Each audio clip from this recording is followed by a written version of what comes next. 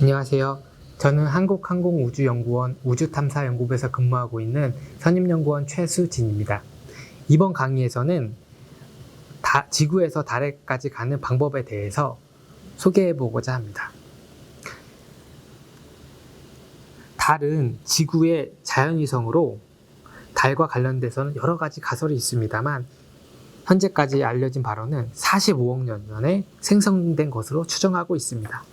그림에서 보시는 바와 같이 지구와 달 사이의 거리는 평균 약 38만 킬로미터이지만 한 달을 주기로 최소 36만 킬로에서 최대 40만 킬로까지 거리가 변화하고 있습니다.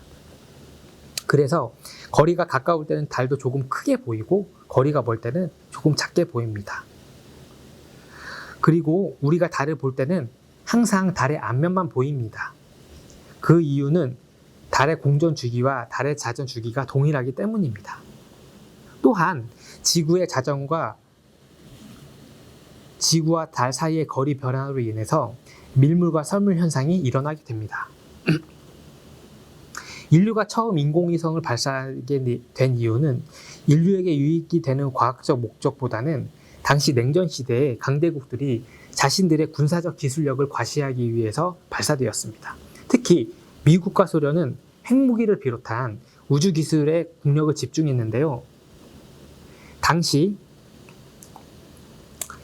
특히 달 탐사 관련해서는 소련의 루나 3호가 1959년 인류 최초로 달 뒷면을 촬영하는 아주 획기적인 일이 일어났습니다. 당시에는 달 탐사선이 달에 도착하는 것 자체만으로도 매우 어려운 기술이었는데 이 루나 3호는 달에 잘 도착해서 달 뒷면까지 찍었기 때문입니다. 뿐만 아니라 소련은 1966년 루나 9호를 발사해서 달에 착륙시키는 기염을 토하게 됩니다. 미국은 우주 기술에 있어서는 소련의 뒤지는 상황을 극복하기 위해 달에 사람을 보내겠다는 야심찬 계획을 세웠습니다. 그리고 1969년 마침내 암스트롱을 비롯한 우주 비행사들이 아폴로 11호를 타고 인류 최초로 달 표면에 착륙함으로써 단숨에 소련의 우주 기술을 앞지르기 시작했습니다. 뿐만 아니라 1971년도에는 아폴로 14호를 타고 간 우주 비행사들이 달 표면에서 착륙하여 여유있게 골프까지 치는 모습을 연출하기도 했습니다. 이렇게 냉전 시대의 우주 기술 전쟁은 결국 미국의 승리로 마무리되었지만 1990년대부터는 다시 달 탐사가 재개된 달 탐사는 경쟁이 아니라 과학적인 목적으로 진행되었습니다. 미국의 루나 프로스펙터와 에라노는 달에 얼음이나 물이 있는지 확인할 목적으로 탐사를 수행하였고, 중국에서 발사한 창어 1호 및 2호는 달 지형을 탐사했습니다. 미국의 그레일은 달의 중력장을, 그리고 미국의 라디는 달에 과연 먼지가 있는지 관측하기 위해서 달 탐사선을 발사했고, 중국은 두 번의 무인 착륙선을 연거푸 달에 착륙시켜 로버를 전개하여 달에 존재하는 토양의 성분을 조사하기까지도 했습니다. 미국과 중국뿐만 아니라 유럽연합에서는 스마트 1호를, 일본에서는 셀레네 위성을, 인도에서는 찬드라얀 1호를, 그리고 이스라엘에서는 베레시트라는 착륙선을 발사했고, 우리나라도 시험용 달 궤도선을 2022년에 보낼 계획을 세우고 있습니다. 그럼 이렇게 여러 나라에서 달 탐사를 수행하였고, 또 앞으로도 많은 달 탐사선이 우주에 갈 계획인데요. 그럼 어떻게 하면 달에 갈 수 있을 것일까요? 저는 지금까지 달 탐사선들이 어떻게 달에 갔는지를 알려드리려고 합니다. 그림에 보시는 것 같이 달에 가는 방법은 직접 가는 방법, 여러 번 달을 회전해서 가는 방법, 그리고 약 안정 경계 궤적이라고 하는 방법, 그리고 달팽이 모양처럼 나선 모양으로 가는 이 궤적이 있습니다. 그럼 먼저 직접 전이 궤적은 달 탐사선이 지구에서부터 달까지 한 번에 가는 궤적을 의미합니다. 처음 달 탐사를 수행했던 냉전 시대에는 주로 이 궤적들이 이용되었습니다. 지구에서 달까지는 약 4일에서 6일이 걸립니다.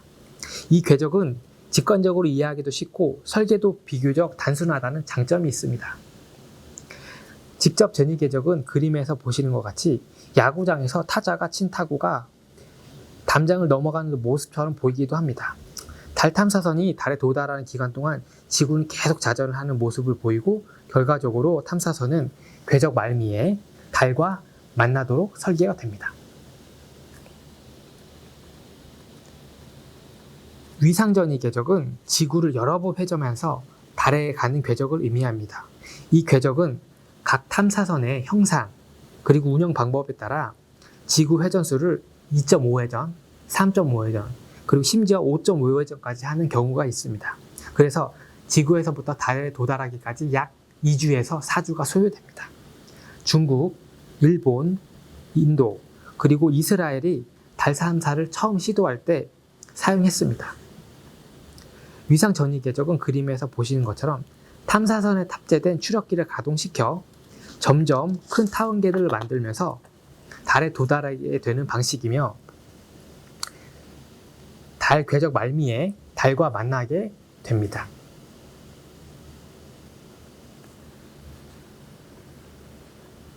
약 안정 경계 궤적은 달 탐사선이 지구를 도는 달 궤도를 크게 벗어나 지구와 태양의 중력 힘이 평형이 되는 평형점에 이른 후 다시 달로 돌아오도록 설계한 궤적입니다.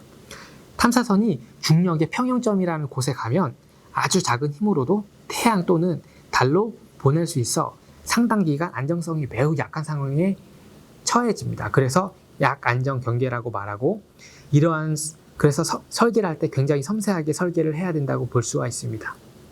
기본적으로 이 궤적은 달에 도달하는데 3에서 4개월로 매우 긴 기간이 필요합니다. 그래서 대한민국에서 개발 중인 시험용 달 궤도선이 현재 이 궤적을 이용할 계획을 가지고 있습니다. 마지막으로 나선 전이 궤적은 달팽이처럼 궤도를 점점 증가시켜 달에 도달하는 궤적을 의미합니다. 이러한 방식을 사용하는 이유는 연료는 매우 적게 들지만 힘이 매우 약한 추력기가 탐사선에 탑재되었기 때문입니다.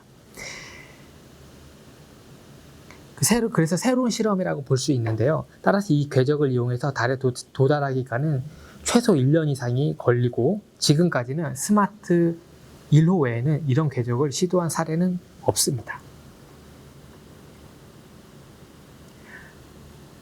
그럼 요약 정리를 해보도록 하겠습니다.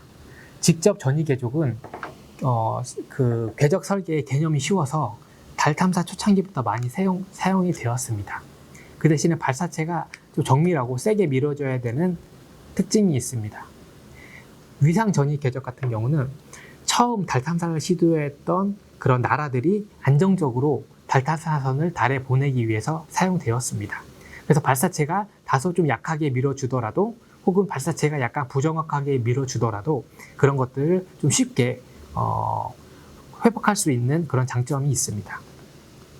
그리고 약 안정 경계 궤도는 무엇보다도 연료를 많이 아낄 수 있습니다.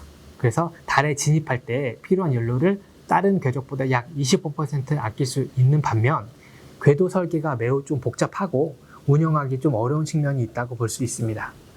그리고 마지막으로 나선 전이 궤적 같은 경우는 탐사선에 새로운 추력기를 달아서 예를 들어서 친환경이나 전기 추력기 같은 그런 좀 연료는 적게 들지만 힘이 약한 그런 추력기를 좀 시험하기 위한 목적으로 이런 그런 목적으로 주로 사용됐고요.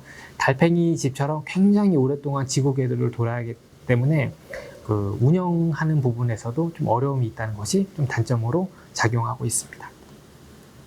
네, 이렇게 달까지 가는 궤적을 설명했고요. 이것으로 이번 강의를 마치도록 하겠습니다.